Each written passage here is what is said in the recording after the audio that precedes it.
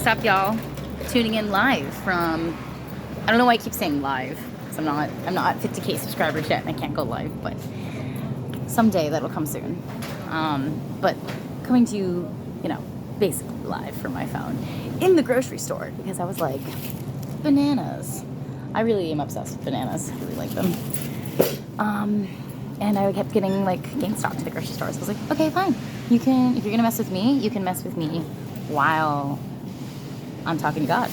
And then go ahead and try and see what's gonna happen. It ain't gonna work. So as I gave you all an update earlier, I want carrots, that, the Bible study is gonna be on, social anxiety. And let me get these mini cut carrots. Look how cute these are. I wrote down some scriptures, and we're gonna do a prayer on that. And I should maybe get some arugula. No, I already have lettuce. I'll use the rest of the lettuce that I have. That lettuce is good. We're gonna do verses and read verses that are on, God's peace and verses that help with social anxiety, because in today's day and age, like, it's not so much our fault that we're undergoing so much social anxiety. Like, it's kind of like our brain chemistry is being changed by phones, screen time, also COVID messed up our social connections, and it like stays 6 feet apart. That's not natural. That's not community. So don't ever feel bad. Don't ever think to yourself, it's me. Like, I have a problem because I'm socially anxious. Like, no, my sweet dear child of God, my sweet sister or brother or sister who's ever watching this. Like, it's honestly perpetuated worse by society and technology, honestly, and the apps, Snapchat. Like, we get along better through Snapchat than we do in a regular conversation. That's crazy, type of thing. So let's go ahead and get into it. It's starting off with 1 Corinthians 13:4-7, possibly my absolute most favorite. We need yogurt. My most absolute favorite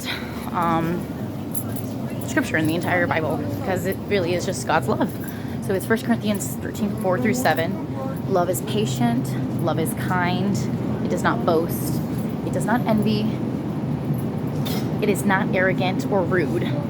It does not insist on its own way. It is not irritable or resentful. It does not rejoice at wrongdoing, but rejoices with the truth. Love bears all things, believes all things, and endures all things. This is my favorite type of Chobani. We'll just get a couple, just light grocery shopping, until food stamps comes in. Something so I don't have to, so I can pack lunches, honestly. So I'm gonna read that one again. I like to read the scriptures twice. 1 Corinthians 13:4-7. Love is patient and kind. Love does not envy or boast. It is not arrogant or rude. It does not insist on its own way. It is not irritable or resentful. It does not rejoice of wrongdoing, but rejoices with the truth. Bears all things, believes all things, endures all things. Beautiful. And I wrote it down in my little book. I got a little book. And this is how we do it on time. Great. Killing it on time. Oh, we got Proverbs 25. The purpose in a man's heart is like a deep water, but a man of understanding will draw it out. Purpose in a man's heart is like a deep water. Ooh, I love this. But a man of understanding will draw it out. Ooh, now that I really get that one, I really get it. Okay, so we're gonna need some soup.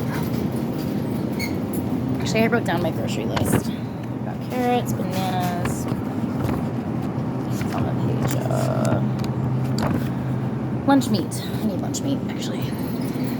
want to make my own lunches because I don't like getting on lunch and then having to go stand in line, order, blah, blah, blah, blah, blah, all that good stuff.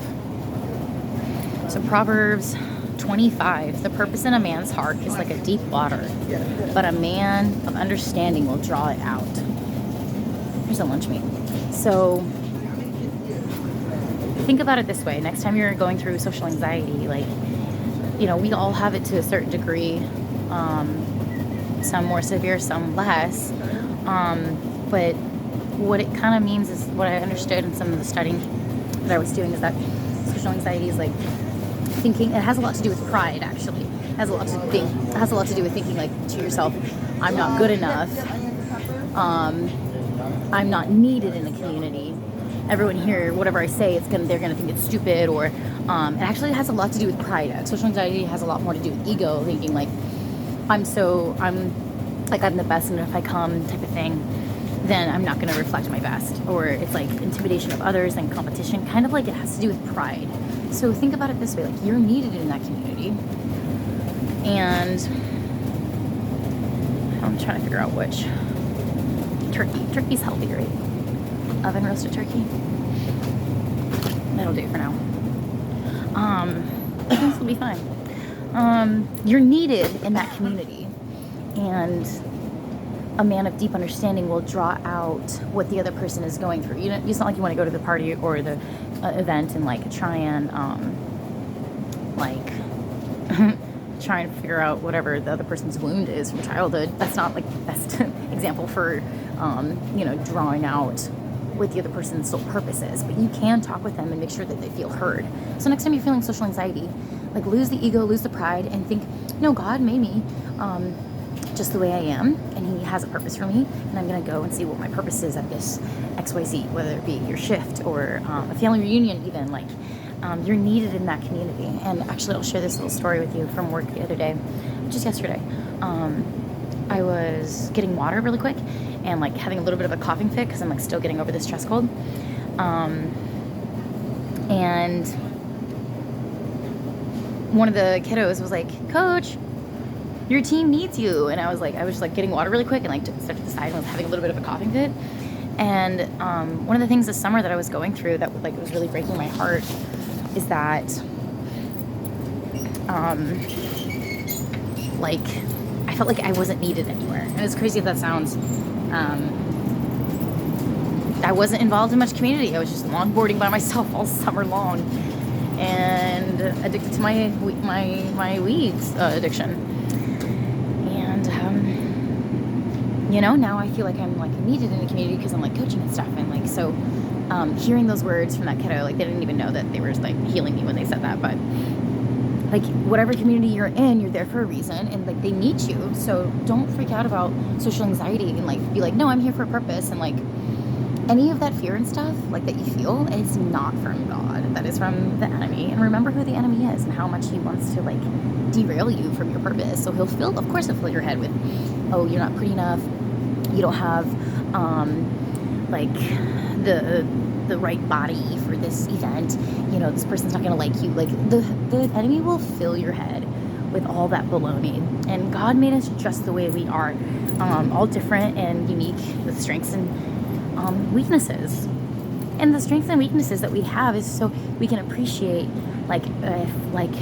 if my partner is stronger in this area, I'm weaker in this area. That's why I love them so much, because they're like able to, I don't know, lead by example, for example, like all the time. And so that's like really, really, really inspiring to me.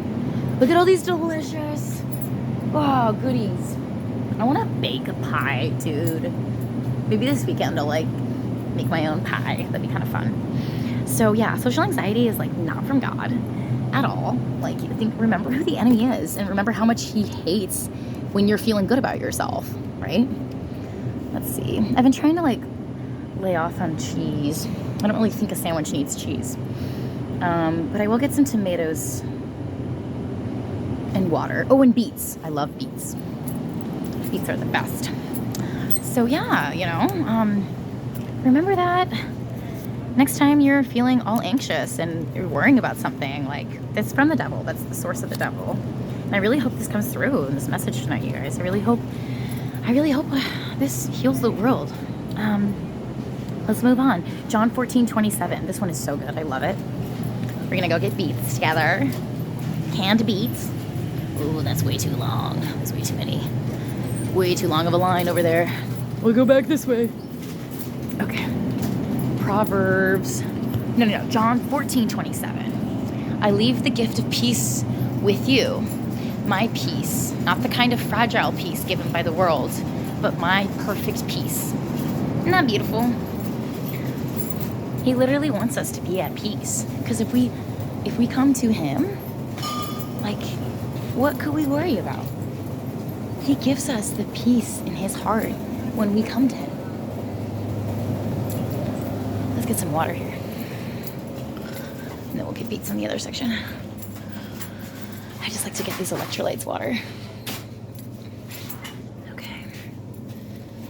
I don't know how much it is exactly, but I'll get one of these. Oh, I like the one with the handle.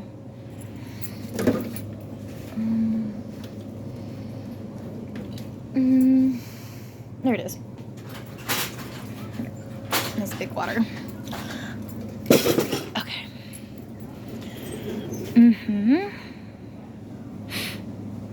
Okay. Tomatoes.